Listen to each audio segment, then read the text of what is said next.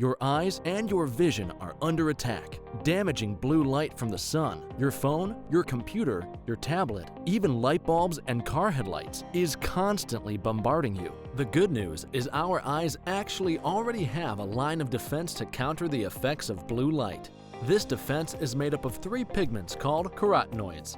MacuHealth with Micromycel, the only supplement with the exclusive patent on all 3 macular carotenoids and Micromycel technology. Do your patients know what presbyopia is? There are people who are afraid of the press.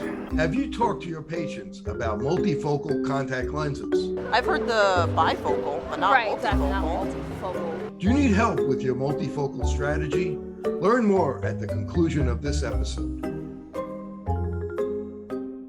With more screen usage and indoor time, myopia, also known as nearsightedness, is increasing and getting worse in children. Now, certified eye doctors can prescribe MySight One Day, the first and only FDA-approved soft contact lens to slow myopia progression in age-appropriate children.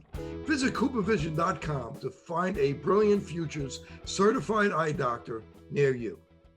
Good morning, I'm Dr. Kerry Gelb, and welcome to Wellness 1280 on Open Your Eyes Radio. Please listen as I discuss the newest information in the world of health, nutrition, and sports every Saturday morning, 6 a.m. Central Time on AM 1280 The Patriot. Also, please share your thoughts by emailing me at drkerrygelb@gmail.com. That's drkerrygelb@gmail.com. And visit my new website, wellness1280.com, where we have all guest links, Wellness 1280 info, and previous shows. Wellness is taking over the Patriot Airways for the next hour. Sit back and enjoy my interview with professional basketball player Obi Emegano. Mental toughness is often considered as crucial as physical training in sports. Yet, youth and amateur athletes spend less than 5% of their preparation time on mental training. For professional and elite athletes, that increases to about 10 to 20%, focusing on skills like visualization, focus, mindfulness, and handling pressure. Many top athletes recognize that mental performance can be the deciding factor in close competitions, with some estimating this sport is 70 to 90% mental at the highest levels. Today's guest, Obi Emegano, an 8-year professional European basketball player and Tokyo 2020 Olympian, has made it his mission to bridge the gap between mental wellness and high performance. Through his flagship program, Mindful Athletic Performance, MAPP, MAPP, Obi empowers athletes, professionals, and teams to cultivate mental resilience, manage stress, and achieve peak performance. Obi also holds a master's degree in psychology and is the host of the podcast WonByOne. That's WonByOne, O-N-E. Obi, thank you for joining me today on Open Your Eyes podcast and radio show. Dr. Kerry, thank you for having me. I'm glad to be here to dive into high performance, the mental side of the game, and everything in between. You know, I've never spoke with an Olympic athlete before, so I'd like to ask you, what is it like to be in the Olympics? Man, so this Olympics was a little bit, well, the one I was in, Tokyo 2020, was a little bit different. You know, that was COVID. And so we got a whole different view of the Olympic Village. You know, the Olympic Village was in Tokyo, and it was built in, I don't know, like 6 months. They had all these huge buildings built. I don't know if you guys heard about it, but everything during that COVID time, everything was built out of cardboard. So our beds were made out of cardboard. Wow. The rooms it was a very strange situation. So we had, one of my teammates is 7-foot guy, and he's sleeping on the bed the same size as mine. And the bed is like this, you know what I mean? It's a small little bed, but overall, man, it was a great experience just to be there, to see all the high level athletes, all just, you know, in arm's length. We're in a shared cafeteria. You're walking around with your trays. You know what I mean? It's just the experience was amazing. To see all the flags, to be able to represent my country, Nigeria, where I was born, right? I live in the States, but was born in Nigeria. So that's who I went to the Olympics with. But it was a heck of an experience, man. One that I could have only dreamed about, being at. Now you're a guard. You're about 6'2", 6'3". Yep. Did you get many minutes in Uh, Olympics? Yeah, so I played point guard, that was my first time ever playing point guard. So long story about me, long story short, played in high school as the five, right? I was the biggest guy on my team at 6'2". It's funny because I was listed at 6'4". I'm nowhere close to that. But one state as a five, as a big man, went to college, had to make the transition from big man to guard. And so, that's the transition I made. And then I showed up. I tell this story quite often because it's it's a proud moment of mine is just showing up to training camp. And a lot of people don't know, but on the Nigerian national team, I mean, I think we took a 12, 15-man roster, and 8 or 9 of those guys were NBA players. And a lot of people don't know that. And so, yeah, the Nigerian team, we've got a lot of NBA guys on that team. And so I showed up, and Coach Mike Brown, who's the coach of Sacramento Kings, he was like, Obi, look, I know you're a scorer. This is the role you've played your whole life, but we've got a lot of guys who need the ball. I mean, these NBA, they need the ball. You know what I mean? And that's their, and so it was very helpful for me. I was just like, okay, my goal was to make the roster. I didn't care how I made the roster. I would have carried the water bottles to get to the Olympics, right? Whatever role you need me to play, coach, I'll do that.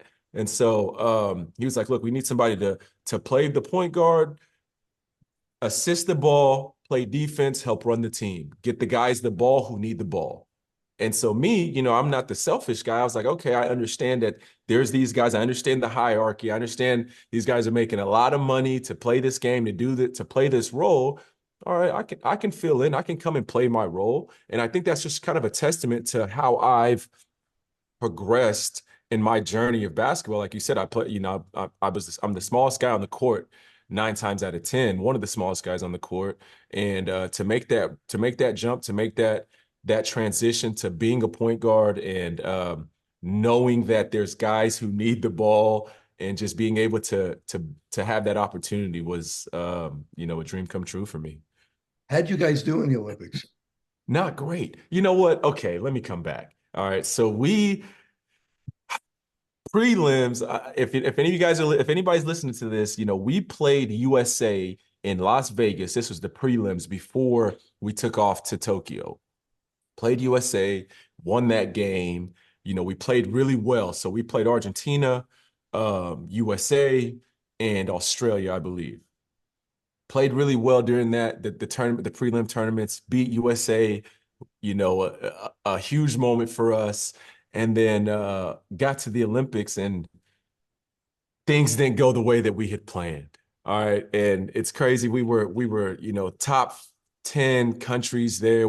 People were expecting us to do really well, and we kind of laid a goose egg out there. So, we took it for what it was worth. We learned from it, and we were happy to be there. Obviously, we wanted to come out with more wins. It was unfortunate, but all in all, it was a great experience. Did you guys get any wins in the Olympics? No. Laid a goose egg, 0 for 3. And it's hard to say, man. It still hits home for me, because we had high expectations entering, and I think it's just a testament to basketball worldwide, honestly. You know what I mean? We beat USA, we go to the Olympics. I think we played Germany. I believe we played Australia again. I can't remember who else we played. It was a whole blur, but just a testament to it, because those teams, I mean, there's talent everywhere. And you can see it now with the NBA, with so much European talent in the NBA. It's unbelievable. You play with so many NBA players, great players. Who's so great that you played with or against that you say to yourself, I just can't believe that this guy is that good, that somebody's born to be that good? I will give you a sleeper that a lot of people don't know about. And he was actually my teammate last year in Spain. So I've known him for some time, and he played with, he's Nigerian. His name is Jaleel Okafor. He Oh, is one of the most gifted players I've ever played with. Like I said, I played with him in the Olympics, had the opportunity to play with him in Zaragoza this past year in Spain. And just offensively, he's a problem. He's so big, so athletic, so strong, and he moves so well that at his position, you're either too big and too slow, or you're too small and too little. And so he always has a mismatch. So offensively, watching him, was a real, it's a pleasure to watch that guy play the game. I mean, to me, it was almost like how I feel watching Shaq play in his old days. He's so athletically gifted, so strong, dunks the ball every time. That's how I feel watching Jahlil Okafor. It was just, he's such a tough guard. when you were a kid, when did you know that you were going to be good enough to play professional basketball? Honestly, I didn't know I was good enough to play professional basketball until my senior year in college. But what was it like when you were 10 and 12 for the 10 and 12-year-olds out there, the 14-year-olds that, they're trying to find their way. How do they know when they could become a professional athlete? Well, let me go back because, what I meant to say, I think it got cut off, was I didn't realize until about my senior year in college. That's when Oh, I realized that I might be able to go play. I had a good season. And guys who started, like I said, coming out of high school, I was the 5. I played the big man. So I'm 6'2". Of course, he's not going to go play professional at the 5 at 6'2". And so it was kind of the same way. I had to build my skills, and I was just honing my skills, through my freshman year in college. Got to Western Illinois. I remember the very first scrimmage. We played Iowa, and I was scared. And I was out of position, and I didn't know what I was doing. And after that, Coach Mo, I love Coach Mo. He was like, "Look, Obi, we might need to put you back at the 4 where you feel more comfortable." And I was like, "Man, I didn't come here for that." He's like, "You've got to prove to us that you deserve this spot." So from then on, I mean, I was head down, working. Ended up transferring to Oral Roberts. Ended up having a good 4 years there, and then it was like, "Oh, Obi, he could go play professional." And that's when it kind of clicked in. But when I was younger, 10, 12, 14, just growing up, I had my head down and I was working. I think it was a different time. I had a trainer. He was like a father figure to me. I still talk to him to this day. And he just kind of took me under his wing and worked with me every day. We just trained. He and we trained every day. I wasn't playing pickup, wasn't playing organized ball, just training. were you always better than everybody else that you played with, 10, 12, 14? Or were I the kids that actually were better than you? I That, was always I was always bigger. I was okay. bigger, stronger, faster. So I had kind of more of the raw talent, but I didn't have the skill. And then that's when, Steve came in, and Steve took me under his wing, and it was just, okay, now we're going to build your skill. And I'm going to teach you how to work, what working hard looks like. I think this day and age, kids are confused with what hard work really looks like. And so, for me, it was putting in a lot of time, a lot of miles on my body. And I think that might be part of the reason that, I had all those 4 surgeries coming up. But to me, it was a sacrifice that it was something that I wanted to do. I wanted to pursue the game. And I knew that, my dad used to tell me, at that time I was young, I was fat, I was out of shape. My dad was like, "Look, if you want to go play, you have to be able to you got to be able to play the game. You got to be in shape. You got to, so he kind of taught me, the road that I needed to take to get to where I wanted to be." And so at the time, I didn't know what I wanted to be, but I knew that I was going to work hard at whatever it was. And as a kid, when you were working hard, what kind of routine did you have? Depends on what age. As a young kid, I was playing football, I was playing soccer, and that's kind of where my athleticism was kind of built, was on the soccer field and football. And then it wasn't until my freshman year in high school that I got to basketball. And then every day, 5 days a week, let's call it 5 days a week, Monday through Friday, it was individual time. It was court time, but it was different than what kids are doing now. Kids are doing now 5 days a week of fun time, right? They go and clock in, and it's just fun with their friends. They're playing around. My clocking in was drills one-on-one with the coach. And then I would have practice with the team. And so I got a lot of individualized work. And I think kids these days, they confuse playing for fun with actually working. There's a difference. And how about the weight room? When did you go in the weight room? Uh, the first time I really remember being in the weight room was probably 7th or 8th grade, right? So I'm the youngest of four. I've got two older brothers and an older sister. And so I was getting picked on. I was out of shape, and my brother was just he would make fun of me, right? Pick on me. I was a kid. And one day, he would just be like, hey, let's go to the gym. Let's go to the gym. Let's go to the gym. Obviously, I didn't want to go. I'm a kid. I want to play. I want to have fun. He would literally just grab me. We would go to the gym, and I would hate it. And it got to where I was in high school, and I was like, man, okay, I don't want to look like this anymore. And so I started putting in the extra time. But, I was fortunate enough to have coaches and people around me, the resources to kind of get into lifting, get into the weight room and things like that. And tell me the difference between the NBA and playing in Europe. Ooh, the difference. The difference between the NBA and Europe, I would say, is number one is spacing. People don't realize that the NBA court's a little bit bigger, and not that it's a little bit bigger, there is defensive and offensive 3 seconds in the paint. So if you don't know what that means, you can't be in the paint for more than 3 seconds. And why that makes such a big difference is because in Europe, they take a 7'2" guy and stand him in the middle of the paint. And so he can help everywhere, right? He's huge. He's helping everybody. There's no room. There's no space. In the NBA, you can only be in that spot for 2.9 seconds. You got to get out. So you can't just sit right in the middle and clog up the paint, right? And so you got to move, and you got to move. You got to move in and out, move in and out. Europe, you just sit there, and then everybody has to work around. So that's one of the biggest things. And then secondly, athleticism. NBA is extremely athletic.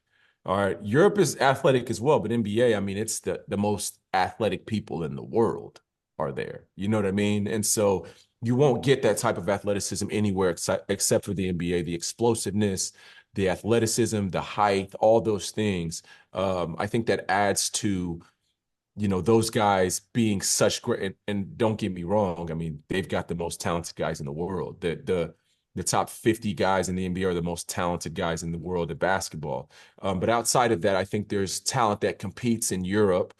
But, with the athleticism, with the rules, the style of play is much different. The NBA is entertainment. I want to watch one guy score 60 points. That's the NBA. You won't see that in Europe. You won't see that anywhere in Europe. Why do you think they have that rule in Europe where they could leave a guy in the paint? Unlike the NBA, because it seems like an unfair advantage to take a 7-foot guy and just leave him there. Yeah, I think that they value the art of the game. So think soccer, think football, soccer, right? They really value the art of that game. And I think Europeans took after the soccer model of, we want this game to be pretty. We want people to play together. We want to execute basketball. NBA is like, give me the ball and everybody move out of the way. This is a show we're watching, right? That's what it's about. We've got the best players in the world, the most talent. Give that guy the ball and everybody move out the way and let's watch the show. Europe is like, we want the show to be cohesive. Everybody's moving. We want 5 players moving as one, as a unit. We want it to be a team, right? And I think that that's the main difference. To turn to the psychological part, the mental part of the game, when I was in New Jersey and I went to the gym, I became friends with this guy, Temple Gibbs. You might even know his sons. He had 3 sons that played Division I college, and I know at least one played in Europe. Named Gibbs. He had, I don't know if you know one of them, but he told me, he goes, don't spend all your time with your son practicing skills. And he goes, you need to spend just as much time on the mental part. And he recommended that I get my son a sports psychologist. And I want to hear your opinion of that. When should that be added and how important is that? I think it's hard to say when it should be added, but I think that if you're not happy with the results that you're seeing, if your son or daughter, child is not happy with the results they're getting, if they're stuck in their, struggling with confidence, struggling with self-doubt, fear of failure, right? some of those things that we talk about often. What else is external validation, right? Some of the things that as a maybe a teenager growing up, things that are very prominent in that at that level. I would really suggest that you seek outside help, right? So sometimes as parents, we get stuck not knowing what to do for our kids, whether we should push them, whether we should give them some space. I think having that outside perspective really helps. And that's what sports psychologists do. Anybody that's playing with anybody that's helping individuals get better, it's a lot about helping that individual uncover what's inside of them already. It's not about putting anything in there. It's just helping them uncover their own ability. You mentioned fear of failure. That seems to be a big part of sports more than other places in life. I'm playing softball and I'm going up and instead of having fun sometimes and wanting to hit the ball, I'm thinking about making it out, even at my age. Yeah. Why does it happen in sports, fear of failure, and how do you get over that? I think because we have such quick feedback loops, right? So you get in a game, you turn the ball over immediately. You're just immediately, you feel the pressure of that because they're going down there. They might have scored, whatever that happens. You miss a shot, immediately you get down, everybody's looking at you. There's eyes on you, there's quick feedbacks. And so how do you get over that? I think the answer that's not as pretty that people don't want to look into is they're just not as good as they think they are.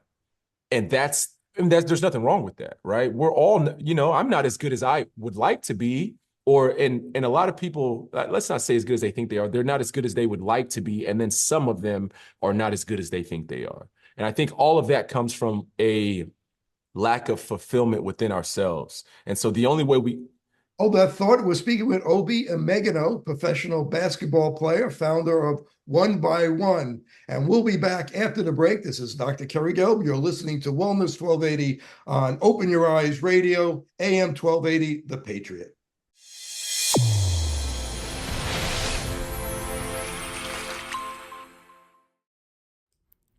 MacuHealth, your science-born and tested solutions for visual performance, macular degeneration, and dry eye syndrome. New products coming soon. Embrace the science. We're back. This is Dr. Kerry Gelb. You're listening to Wellness 1280 on Open Your Eyes Radio on AM 1280, The Patriot. I'm speaking with Obi Emegano, professional basketball player, mental health helper, creative mindful athletic performance program, MAPP. Mental health advocate. He's also on Instagram at Obi Emegano. So Obi, I want to ask you about self-sabotage, which is very easy to do in sports. I'm most familiar with baseball, and my son plays baseball, and then there's always a kid who makes an out, throws his helmet, throws his bat, hits his head against his hands like this, and they just can't get over the failure. How do we deal with self-sabotage and dealing with failure? If you're going to play with sports, you're competing against other people, so you have to be able to deal with failure. How can we do it? How can we deal with it better? First, I want to talk about, let's talk about fear of failure, failing. Failure is part of life. It's a huge part of sports. And if you can't get over the ability to fail, how are you going to grow, right? And so we talk about having a growth mindset, where it's like, that your ability, where you can grow in your ability, versus having a fixed mindset, which is, well, I'm just not going to get any better. This is how it is. This is how life is. I can't grow. Well, then maybe you can't, right? We'd rather have a growth mindset where we're pursuing opportunities and understanding, hey, this is going to be hard. This is going to be hard, right? You're not going to step up and hit a home run every time. I mean, how realistic is that?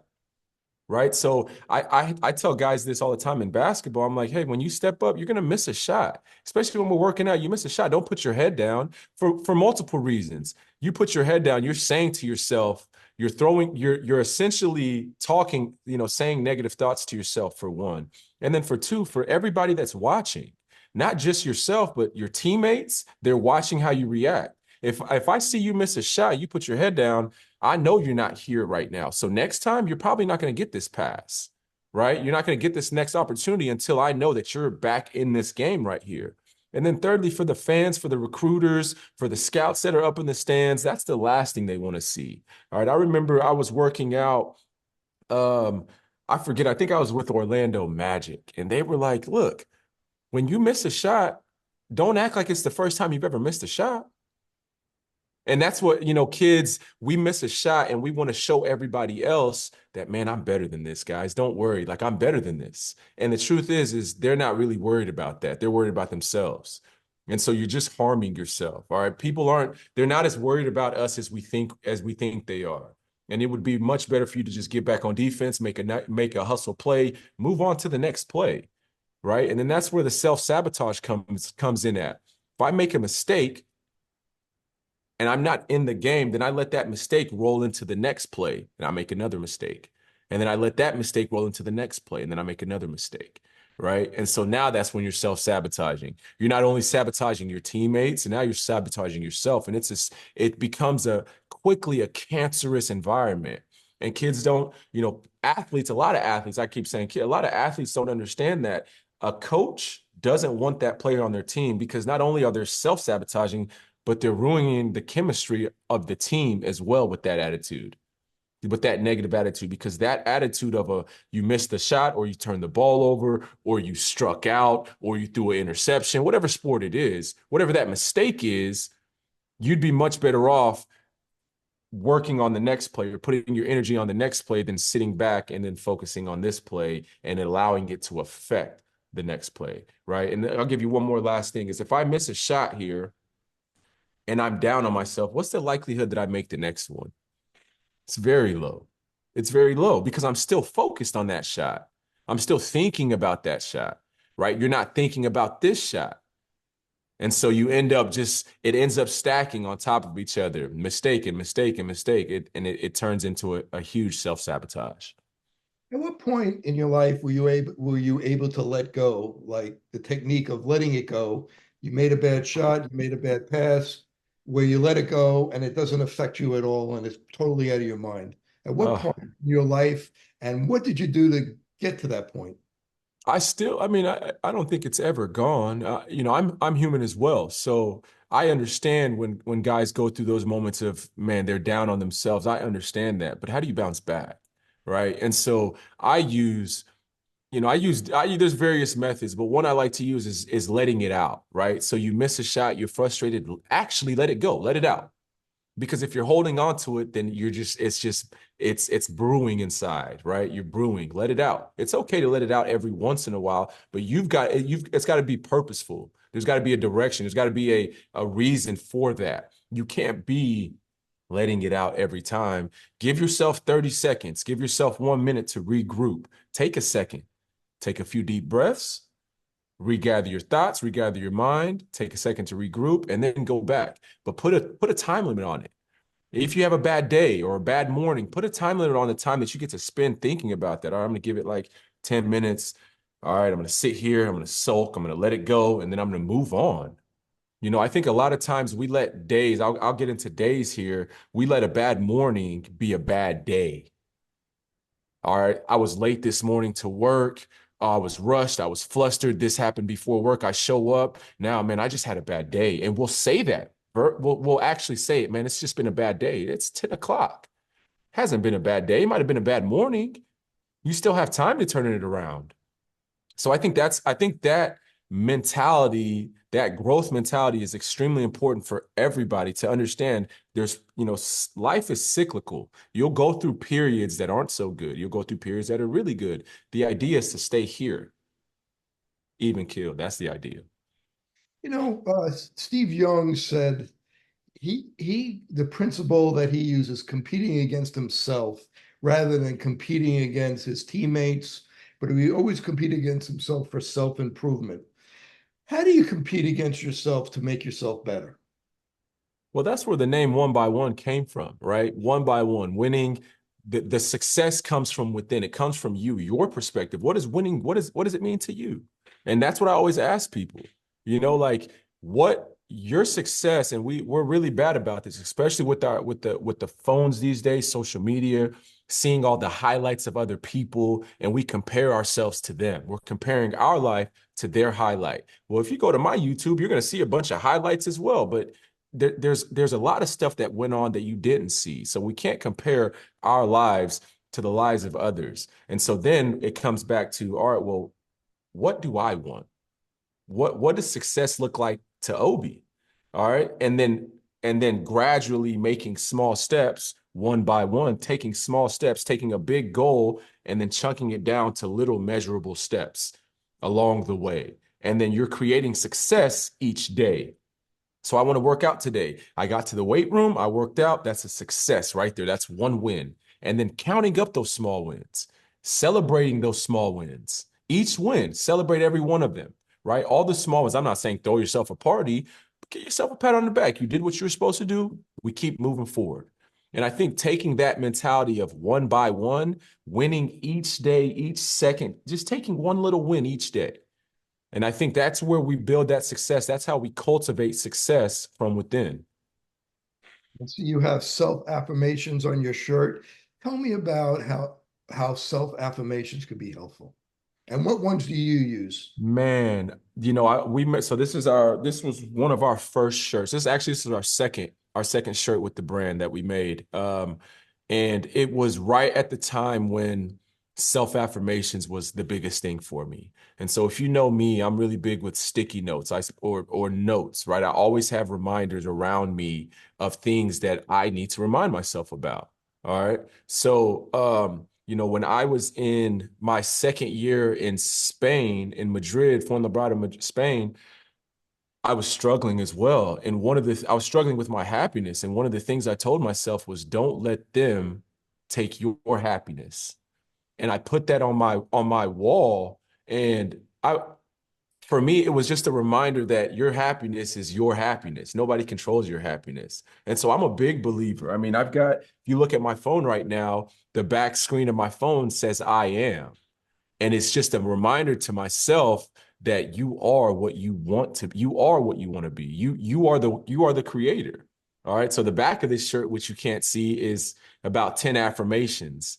And it's just, it's a self-reminder, a good self-reminder to keep moving forward. And so I like to use visual reminders to myself of things that I want to continue to instill in my mind, in my body.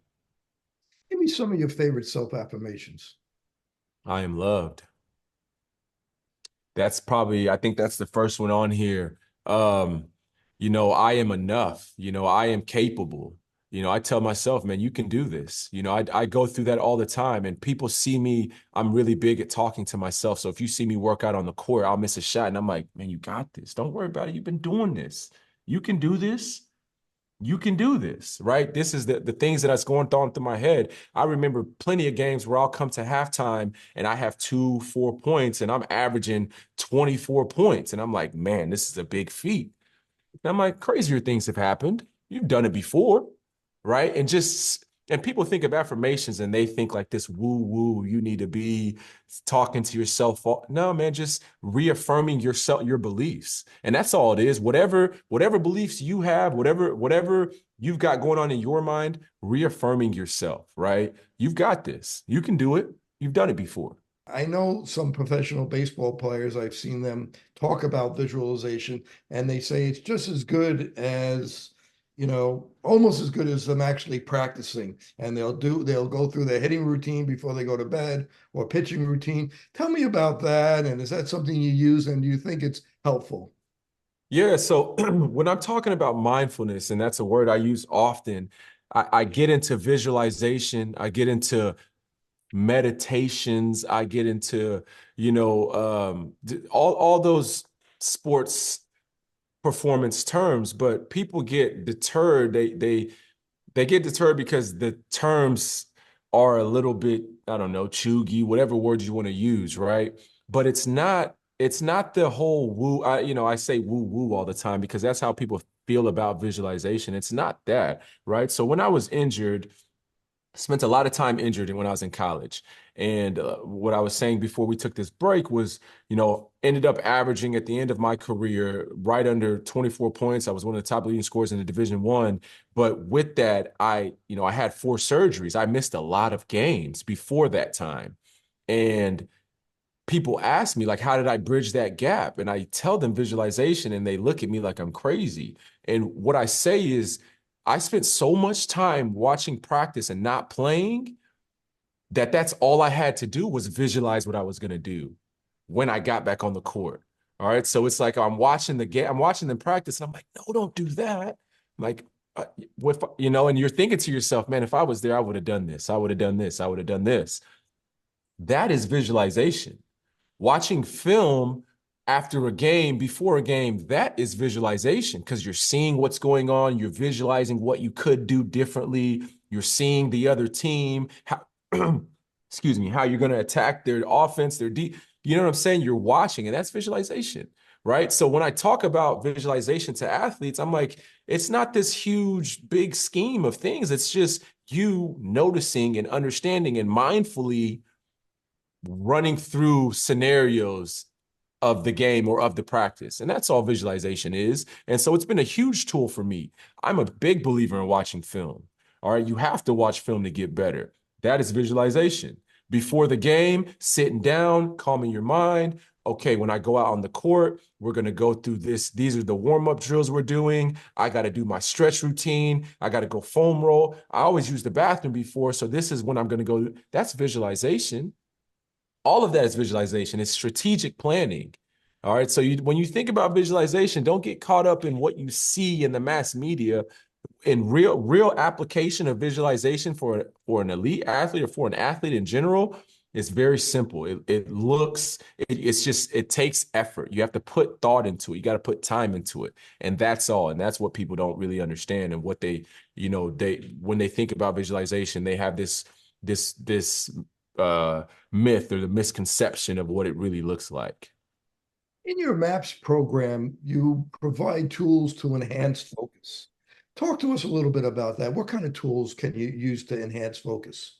Well, number one, visualization, right? So like I said, going into your game, just visualizing what is it going to look like when you run out there. The crowd's going to be everywhere, right? You've got crowd, your family's up there, boyfriend, girlfriend up there, visualizing, okay, when they're chatting at you, when they're yelling at you, what are you going to do? What are you going to do?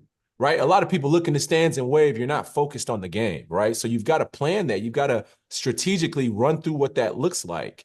All right. When coach pulls you out, because coach gets crazy sometimes. He gets beside himself. He's going to pull you out for something you didn't do. It's going to be that guy's fault. That's going to happen. All right. So when it happens, how are you going to react? Are you going to allow it to kill your confidence, or are you going to stay locked in on the task at hand?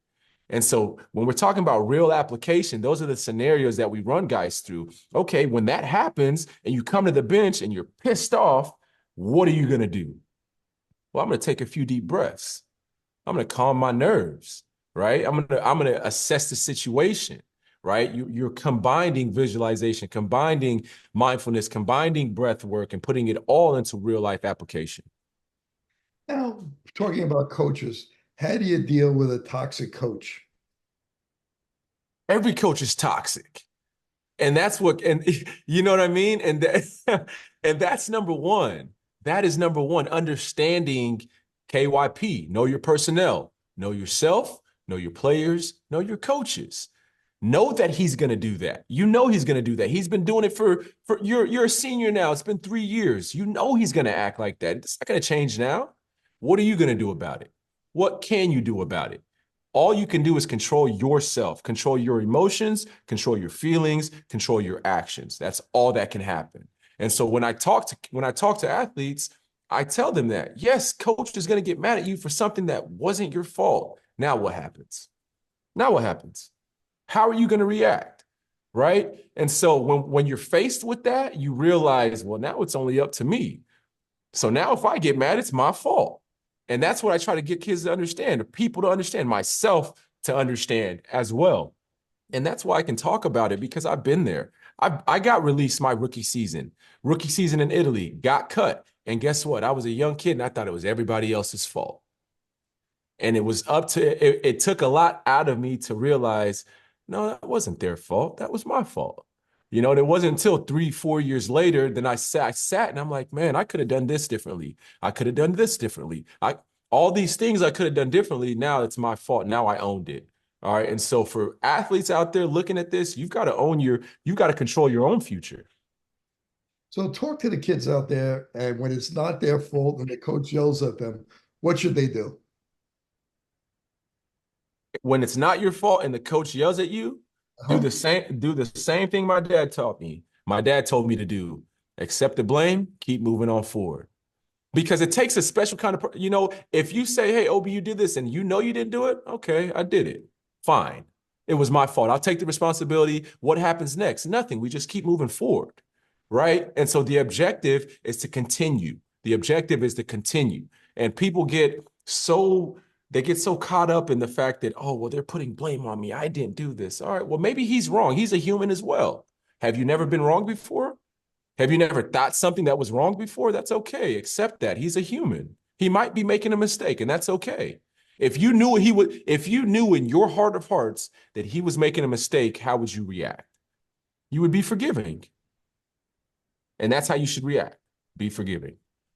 On the flip side, let's talk about some of the best coaches you had. Who was your favorite coach? And tell me some of the things you've learned from coaches that were just incredible, so remarkable, that changed your life. My two favorite coaches, I'm going to go with number one, has to be Laurent Legnan, my coach in Dijon, France. Dijon like the mustard. I played there for a year. He was my favorite coach, and I wouldn't go play for him again. And let me tell you why. He was my favorite coach because he taught me what it looks like. He taught me many valuable lessons, and a lot of them were to control what I can control, because I didn't like him at first, right? And so I had to learn, like, whether you like him or not, doesn't matter. Your job is to do your job. And when we understand that, then we take everybody else out of it. Once again, one by one, I'm all about self, right? I am is what this shirt says. I'm all about what can you do? Not what are they doing, not what can you do about the situation? All right. And he taught me in a situation that I was very upset at. And, I was very upset the first half of the season. I was expecting a lot more minutes, a lot more shots, a lot more opportunity. And he just basically said, this is what it looks like, and this is what it's going to look like. You can either get with it or you can get gone. And for me, it was like, all right, realizing this is the framework. This is what you have to work with. Now go and maximize it. And I think that's the long story here. That's the big takeaway, is like, everybody is dealt a hand. What are you going to do about the hand that you're dealt? Real quick, as we're coming up to the end of the show, real quickly, why wouldn't you play for him again? It was hard. And I don't know if I'm that tough anymore. It was hard. No, seriously, I would play for him. I think I've grown a lot now, and I think that I've matured a lot in the way that I respond. Right before, I struggled responding because I thought it was woe. It was woe. It's me. Why is it me? Why am I getting this treatment? It's unfair. I had that mentality. And so I've grown a lot from that to understand maybe he is this way. He was really strict. He was so strict. But he taught me a lot of valuable lessons. Don't be late. I'm talking about, if it says 10 o'clock, we're shutting the door when it says 10. And if you walk in after that, you're getting fined. So we're talking to Obi Emegano. I want to thank him for joining me today. Obi, if people want to find out more about you, how could they do it? Type in my name, Obi Emegano. That's O-B-I-E, M as in Mary, E-G-A, N as in Nancy, O, everywhere. That's Facebook, Instagram, YouTube, Twitter, LinkedIn, everywhere. Well, everybody look for Obi. This is Dr. Kerry Gill for Open Your Eyes Radio. We'll see you next week. Thank you for joining us. Thank you for having me.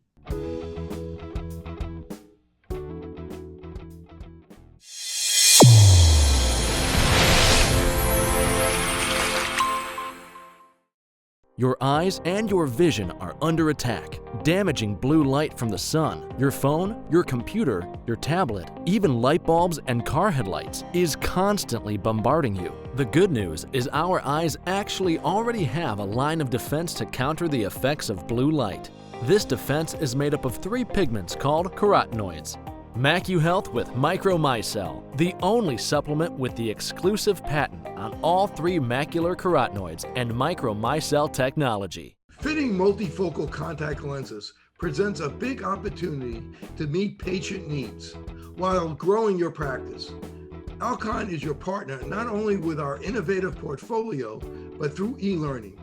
Learn to enhance your multifocal strategy today with the Alcon Experience Academy. OIE Broadcasting is the emerging leader in social media.